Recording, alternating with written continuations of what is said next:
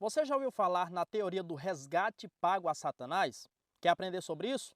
Vamos aprender juntos, mas antes, se você é novo por aqui, já aproveita e se inscreve no canal, já deixa o seu like, já compartilha o vídeo para que mais pessoas possam conhecer a verdade da palavra de Deus. A teoria do resgate pago a Satanás ensina que a morte de Cristo constitui-se em um preço pago a Satanás pelos nossos pecados, visto que no seu poder estavam todas as almas humanas. Todas as almas estavam aprisionadas pelo diabo por causa do pecado. Então Cristo teria morrido para pagar o resgate dessas almas a Satanás. Essa teoria foi sustentada por Orígenes, um teólogo de Alexandria, do século II, entre o século II e o século III depois de Cristo. Esse assunto parece ser um assunto bobo, né? Parece ser um assunto dos primeiros séculos, mas provavelmente muitas pessoas ainda hoje creem, ainda que de forma inconsciente, mas creem dessa forma também. Acreditam que Cristo morreu para pagar de fato a Satanás, para libertar as almas que estão sob o seu poder. Então talvez você seja levado a pensar a partir de agora sobre essa questão, mas talvez até agora você também pensava que Cristo tinha pagado o preço a Satanás. A verdade, porém, é que ninguém deve nada a Satanás. Então, uma pergunta deve ser feita: a quem deve ser pago uma dívida? Ou a quem deve ser paga uma dívida? A quem nós devemos. E a pergunta é: a quem nós devemos? A quem Adão ficou devendo quando pecou?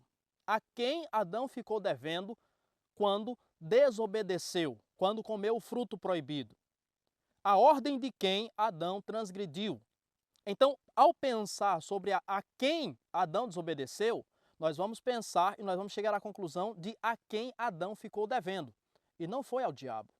Adão ficou devendo a Deus. A desobediência foi contra Deus. Então, o resgate não teria sido pago, não poderia ser pago a Satanás, porque Adão não devia nada a Satanás. Você não deve nada a Satanás. O resgate deveria ser pago a Deus e foi pago a Deus. Por isso, no alto da cruz, Jesus disse: Pai, em tuas mãos entrego o meu espírito. Então, Jesus estava oferecendo o perfeito sacrifício.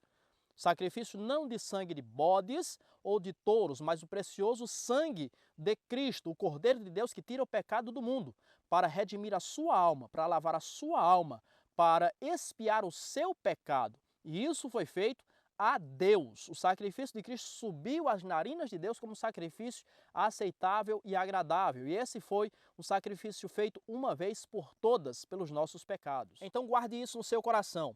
Você não deve absolutamente nada ao diabo.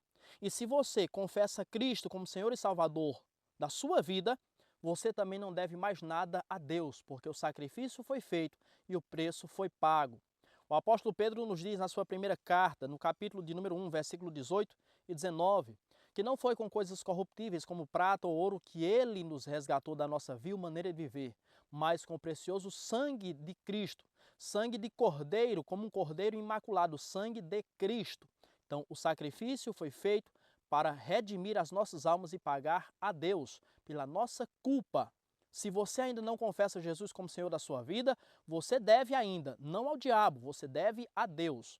Mas se Jesus já é Senhor da sua vida, a sua dívida foi totalmente paga. Que Deus te abençoe, em nome de Jesus.